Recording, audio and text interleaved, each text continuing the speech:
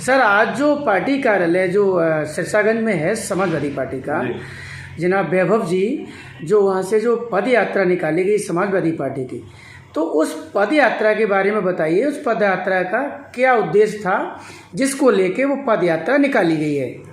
ये पैदल मार्च जो ये सरकार है इसकी आंखें खोलने को निकाली गई है, जो अपनी आंखों पर पट्टी बांधे हुई है।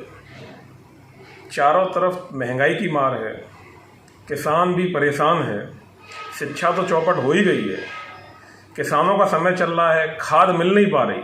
पहले तो डीएपी वैसे ही महंगी कर दी थी और वो भी समय पे नहीं मिल पा रही है, और उसका जो वजन था वो भी कम कर दिया गया, महंगी भी कर दी गई, दोहरी मार पड़ी है। उसके बावजूद ब्लैक में मिल रही है, बेरोजगारी भी बढ़ी हुई है, कानून व्यवस्था भी चौपट है। तो कहीं ना कहीं ये सारी चीज़ें, ये जनता जागरूक हो चुकी है, जनता अब सड़कों पर है। अभी तो कार्यकर्ता पूरा समाजवादी पार्टी का सड़कों पर है। जनता धीरे धीरे इतना आक्रोश में बैठी है कि आने वाले समय में वो आपको खुद पता है कि परिवर्तन की जो एक संदेश है वो जा चुका है। और आज की बड़ी अच्छी खासी भीड़ थी, अगर आप पर पूरा तो टेलीकास्ट होगा, आप देखिएगा। जो गिरधारी इंटर कॉलेज के सामने जो कार्यालय है हमारा, वहाँ से निकली पद यात्रा और करेल चौराहे पर समापन हुआ। उम्मीद से ज़्यादा सफल रही, और मैं तो यही कहूँगा कि सारा एक नया जोश है कार्यकर्ताओं में और जनता जागरूक हो चुकी है। ये चारों तरफ जो महामारी से भी काबू नहीं कर ले पा रहे हैं, डेंगू की, अभी तो कोरोना ख़त्म ही हुआ है, डेंगू की वजह से आप भी देख रहे हैं हॉस्पिटलों में जगह नहीं मिल पा रही है, दवाइयों की व्यवस्था नहीं है, छिड़काव नहीं हो रहा गाँव में, शिक्षा में फेल, स्वास्थ्य में फेल, किसानों के हित में फेल, एक भी जो सामाजिक चीज़ें हैं हर चीज़ में ये सरकार विफल रही है। उसके विरोध में पैदल मार्च निकला और ये सफल हुआ। तो ये पैदल मार्च आपने निकाला है, ये राजनीतिक था और समाजवादी पार्टी के लोग ये कहते हैं कि 2022 में पूर्ण बहुमत से समाजवादी पार्टी की सरकार बनेगी। कार्यकर्ता भी कहते हैं, राष्ट्रीय अध्यक्ष जनाब अखिलेश भी कहते हैं कि हम 400 प्लस लेके आएंगे। लेकिन कैसे लगता है कि सरकार की इतनी सारी योजनाएं चल रही हैं, उन योजनाओं को मद्देनज़र रखते हुए हाउ कैन पॉसिबल कि आप 2022 में पूर्ण बहुमत से अपनी सरकार बना पाएंगे? बताइए सर। अभी चुनाव वैसे तो नज़दीक हैं, लेकिन अभी भी समय है 4 से 5 महीने। बिना किसी तैयारी के, बिना अभी कहीं पर प्रत्याशी भी नहीं उतरे हैं, उसके बावजूद पूरा कार्यकर्ता इतना जोश में है, जनता सड़कों पर आ गई है।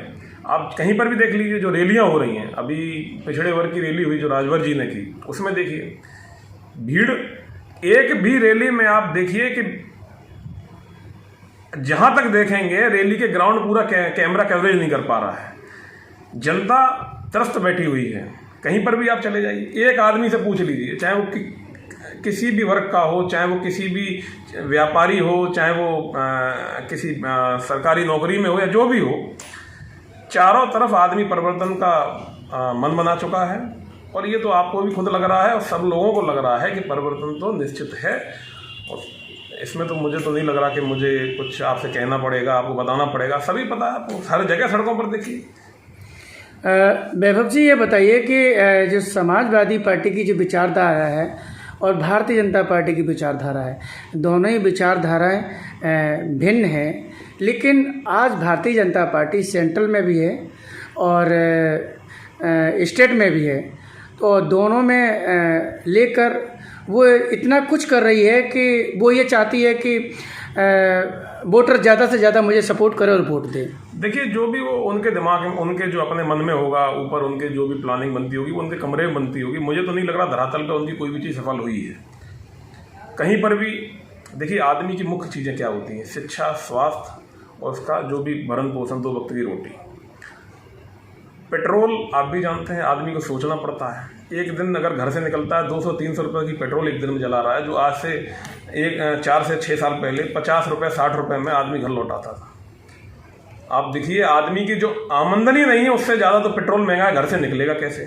साइकिल पे तो जाएगा नहीं भाई। साइकिल पे जाएगा तो 6 घंटे 8 घंटे में वो फैक्ट्री क्या नाम है उसका, आधा समय ख़त्म हो जाएगा। अब आ जाइए आप किसानों पर। किसानों में फसलों के दाम नहीं मिल रहे। जो बिना डीएपी खाद के तो कोई ऐसा पैदावार होगी नहीं, ये तो आप भी जानते हैं। डीएपी मुहैया नहीं हो रही है, ब्लैक में मुहैया नहीं हो रही है। आप ये देखिए चारों तरफ। आ जाइए स्वास्थ्य पर। स्वास्थ्य में बहुत बुरी हालत है।